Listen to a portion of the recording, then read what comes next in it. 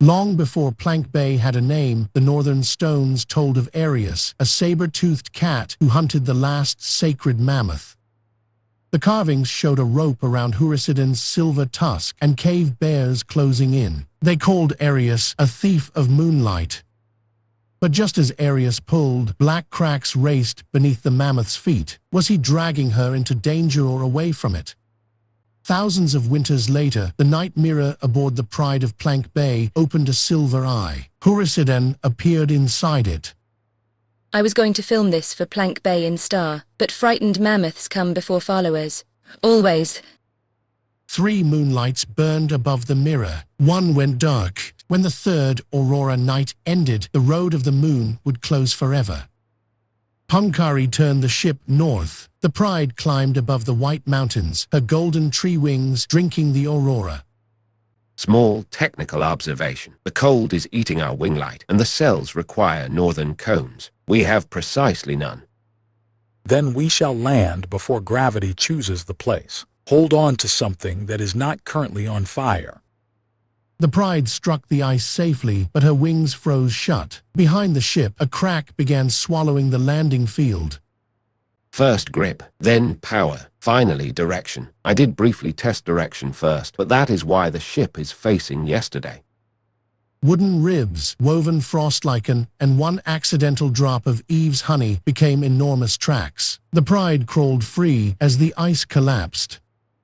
At last, they reached the cone forest, where frozen pines stood taller than towers, and every trunk carried the clawmark of Kaliankita.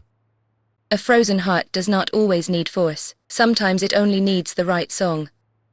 The cone opened and released a thread of golden resin. Far between the trees, a bear horn answered Eve's final note. Magic honey is not a weapon. One spoon can keep a cub warm through one polar night, but only if it is made to help. My experimental batch has warmed nothing, but it has permanently married my beard to the tennis racket. A shivering cub named Muru crawled into their hiding place. Eve gave away her only spoonful, and warm gold returned to his fur. With Muru beside her, Eve walked alone to the stone gate. Beyond it waited a wall of bears and their enormous chief, Rautakura. This drop carries summer. Give me the complete recipe, little queen, and every northern cone is yours. No, honey made by fear has no warmth in it. I will trade help for help, but I will not teach kindness at Clawpoint. The stone doors closed. An empty recipe book waited in the honey chamber, and the last orange light of moonset touched its pages. Outside, bear warriors surrounded the Pride and took the final cone. Without honey, Arttu's new tracks began freezing solid. You have captured the only bird in the north who sings better behind locked doors.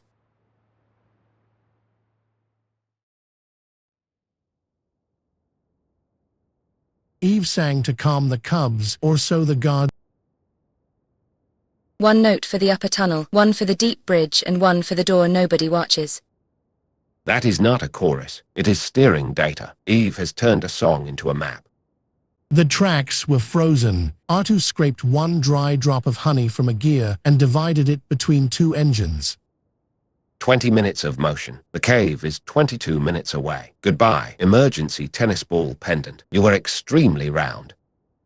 22 minutes is enough. We do not need an easy road. We need the next true step.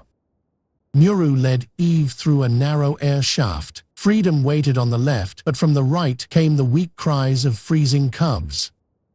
An open door is not freedom if you must fly past someone who cannot follow.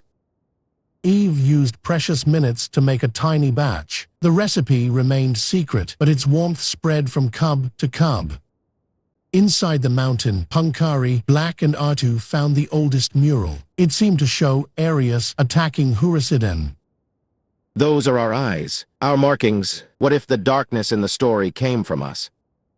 Look again. Snow is falling upward, and the footprints walk backward. The stones are true, but somebody arranged the truth in the wrong order.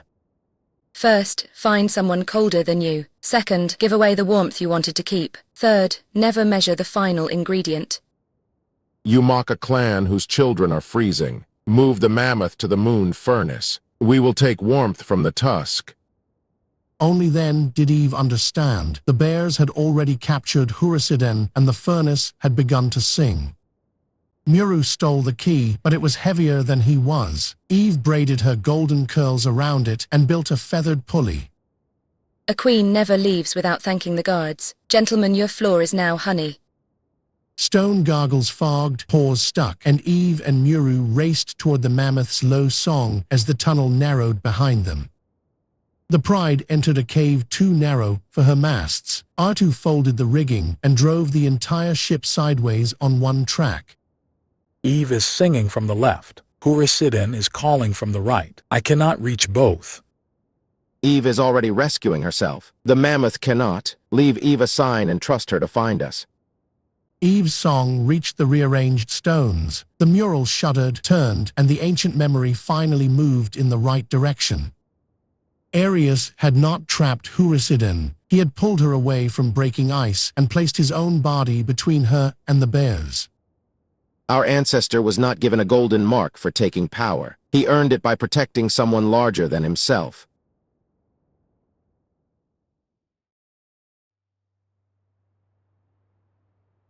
The moon furnace awoke around Hurisiden. Ancient rings began pulling silver light from her tusk. One broken tusk can warm every cub in my mountain. I will not watch another small heart freeze. Eve entered through the vents as the Pride smashed through the outer gate. Above them, the final moonlight began to die. One job each. Arttu stops the gears. Black frees Hurisiden. Eve takes warmth to the cubs. Muru opens the nursery. Rautakura is mine. I have stopped many machines. Admittedly, most of them belong to me, and several were not running at the time. 4 paths opened at once. If even one of them failed, the furnace would take the tusk before the moon disappeared.